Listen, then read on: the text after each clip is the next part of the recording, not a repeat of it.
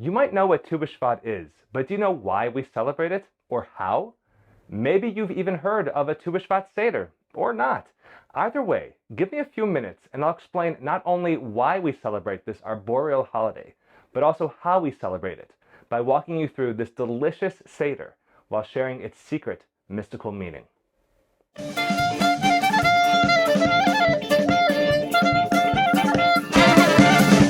Tu BiShvat is celebrated as the birthday of the trees, or the new year of the trees. This simply means that no matter when a tree is planted, it is considered another year older when Tu BiShvat comes around. This is because the Torah forbids us to eat the fruit of a tree until its 5th year. So to make it easier for us to know just how old a tree is, we have Tu BiShvat to help with our counting. But what's so significant about Tu BiShvat that we use this day to count a tree's age? Well, according to the Talmud, this day marks the midpoint of the rainy season.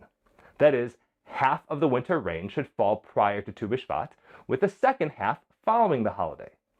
The great rabbis Hillel and Shammai disagreed about when the midpoint occurs. Shammai said it should be on Rosh Chodesh Shvat, or the first day of this month's new moon. But Hillel said it should be a little bit later, on the 15th of Shvat. And it just so happens that 2 means the 15th, so we know who won that argument. Now, after the destruction of the temple in Jerusalem, this holiday became redundant, so its observance was lost to history until about 450 years ago, when the mystics, or Kabbalists, living in Tzfat, in the north of Israel, reimagined what this holiday could be. The holiday gained further popularity over the past 100 years as a way to promote the effort of establishing and greening the state of Israel. These days, some people observe Tu BiShvat by spending time in nature or planting trees, but there's another practice that is both spiritual and delicious, and it's called the Tu BiShvat Seder. Several hundred years ago, the Kabbalists in Tzfat were pretty obsessed with nature and trying to understand the universe. The tree became a central symbol in their teaching, which made Tu BiShvat the perfect holiday to disseminate their philosophy and theology. The Kabbalists believe there were 4 main levels of existence overlapping one another at any given time. They call these realities the 4 worlds, and the Tu BiShvat Seder is based around these 4 worlds, much like the Passover Seder is based around 4 cups of wine. And, spoiler alert, this Seder also involves 4 cups of wine. The first world is that of Asiyah, or action. It is represented by white wine and fruit with a hard, inedible exterior, such as nuts, pomegranates, and citrus fruit.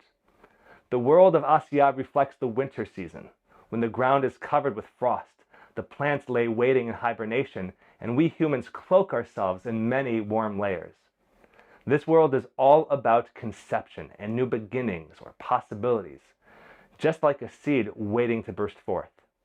The white wine, like the white snow, represents a carte blanche. It calls us to consider all our possible futures.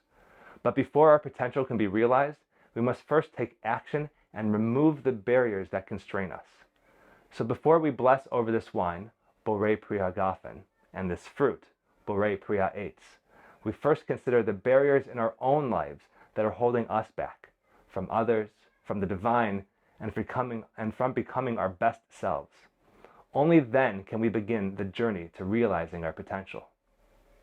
The second world is Yetzirah, or formation.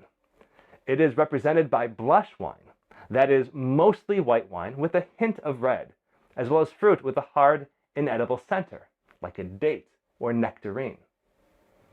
The world of Yetzirah reflects the spring season, when the ground begins to thaw and the first blossoms begin to burst forth, and we start to open our homes and ourselves to the elements. This is when our plans begin to take shape. In winter, we consider what we want to realize, and in spring, we take the first steps towards realizing that goal. But before we hit full stride, we must open ourselves up to further refinement, constantly striving to grow as much as possible by pivoting and making small adjustments. Before we bless over this wine and fruit, we contemplate them. Just as this fruit contains an inedible center, we must ask ourselves what might still be buried deep inside us that is weighing us down.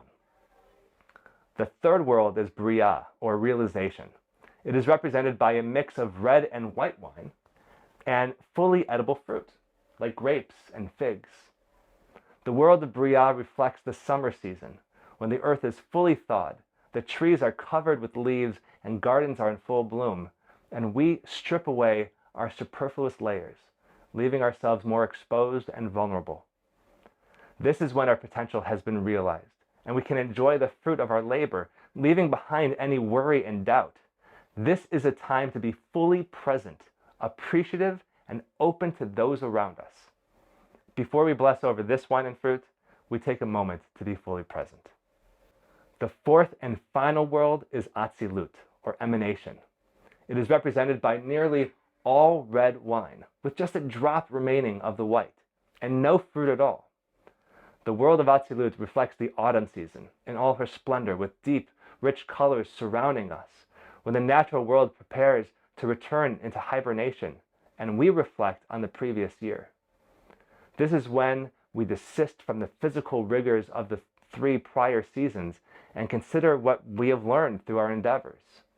A time not to worry and to accept what is. Through Atzilut, we gain a sense of connectedness to something greater, something divine. And it is at this time we might begin preparing for what comes next, what we wish to pass on to those who succeed us when our work is done. We consider all this before we bless over this final glass of wine. On Tu BiShvat, we celebrate the beginning of this process, but we also acknowledge that this is not a finite cycle. At any moment, we can find ourselves at various points of the seasons in regards to the different aspects of ourselves. The important thing is to have awareness of this process, so that whenever we pause to appreciate the beauty of trees as they pass through the seasons, we provide ourselves with constant reminders of this important and holy work. I wish you all a happy and meaningful Tu BiShvat.